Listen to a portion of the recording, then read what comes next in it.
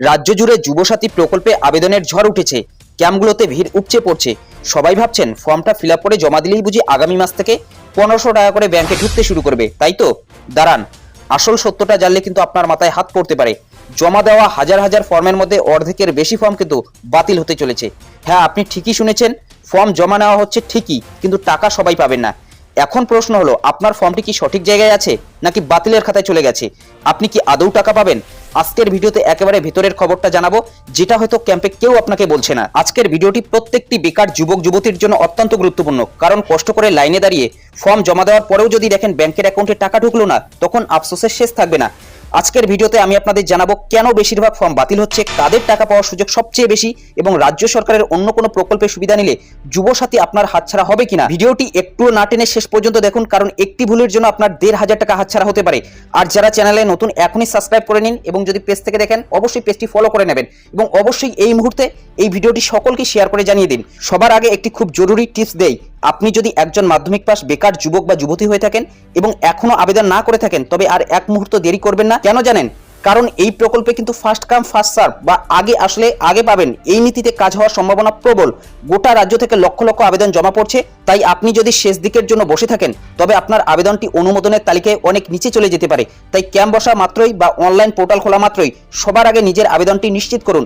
ইতিমধ্যেই অনলাইন আবেদন প্রক্রিয়াও শুরু হয়ে গিয়েছে। এবার আসি ভিডিওর সবচেয়ে গুরুত্বপূর্ণ অংশ, ফর্ম কেন বাতিল হবে বা কারা এই 1500 টাকা কোনোভাবেই পাবেন না। সরকারি নিয়ম অনুযায়ী বেশ কিছু শর্ত আছে, যা অনেকেই জানেন না। মন দিয়ে শুনুন। আপনার নাম যদি ইতিমধ্যেই রাজ্য সরকারের অন্য কোনো সরকারি সুবিধা প্রদানকারী প্রকল্পে থাকে, তবে আপনি যুবসাথী থেকে বাদ পড়বেন। সহজ করে বললে, 1 নম্বরে যারা বাড়ির মহিলারা রয়েছেন, লক্ষ্মীর ভান্ডার পাচ্ছেন এবং যুবসাথীতে আবেদন করেছেন। 2 নম্বরে যারা বিধবা ভাতা বা বার্ধক্য ভাতার টাকা পান। 3 নম্বরে যারা কোনো ধরনের প্রতিবন্ধী ভাতার আওতায় আছেন, এবং সবচেয়ে বড় কনফিউশন যেখানে কৃষক বন্ধু প্রকল্প। হ্যাঁ, ঠিকই শুনেছেন, যদি আপনি কৃষক বন্ধু প্রকল্পের টাকা পেয়ে থাকেন, তবে যুবসাথী প্রকল্পের আপনার আবেদন বাতিল হয়ে যাওয়ার সম্ভাবনা 100%। অনেকেই ভাবছেন আমি তো চুপচাপ 2টি ফর্মে ফিল আপ করে দেবো, সরকার বুঝবে কি করে? এখানেই আপনারা ভুলটা করছেন। এখন সমস্ত ডেটাবেস আধার কার্ড দিয়ে লিঙ্ক করা। যখনই আপনার যুবসাথীর ফর্মটি কম্পিউটারে এন্ট্রি করা হবে এবং আপনার আধার নম্বর দেওয়া হবে, সঙ্গে সঙ্গে স্ক্রিনে ভেসে উঠবে আপনি সরকারের আর কোন কোন প্রকল্পের টাকা পাচ্ছেন। সিস্টেম যখনই দেখবে আপনি লক্ষ্মীর ভান্ডার বা কৃষক বন্ধু পাচ্ছেন, অটোমেটিক্যালি আপনার যুবসাথীর আবেদনটি রিজেক্ট বা বাতিল হয়ে যাবে। তাই লুকানোর কোনো জায়গা নেই। তবে এখানে একটা ভয়ের প্রশ্ন অনেকের মনে ঘুরপাক খাচ্ছে।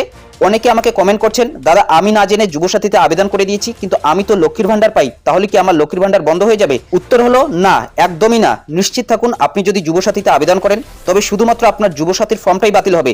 আপনার পুরনো কোনো প্রকল্প যেমন লক্ষ্মীর ভান্ডার বা কৃষক বন্ধু, সেগুলোর উপর কোনো আঁচ আসবে না। সেগুলো যেমন চালু ছিল তেমনই থাকবে। ভিডিও শেষে আপনাদের কাছে একটাই প্রশ্ন রাখতে চাই, যেটা নিয়ে এখন রাজ্য জুড়ে তর্ক চলছে। দেখুন, যারা লক্ষ্মীর ভান্ডার পান তারা কৃষক বন্ধুর টাকাও পান, আবার যারা বিধবা ভাতা পান তারা কৃষক বন্ধুও পান। কিন্তু একজন বেকার যুবক যে সামান্য চাষাবাদ করে বছরে মাত্র 4000 টাকা কৃষক বন্ধু পায়, তাকে কেন যুবসাথী থেকে বঞ্চিত করা হবে? কৃষক বন্ধুর টাকা দিয়ে কি আজকের বাজারে সংসার বা চাষের খরচ চলে? কৃষকরাও তো এক অর্থে বেকার সমস্যার মধ্যেই পড়েন। আপনার কি মনে হয়, কৃষকদের বা কৃষক বন্ধু প্রাপকদের কি যুবসাথী প্রকল্পের আওতায় আনা উচিত?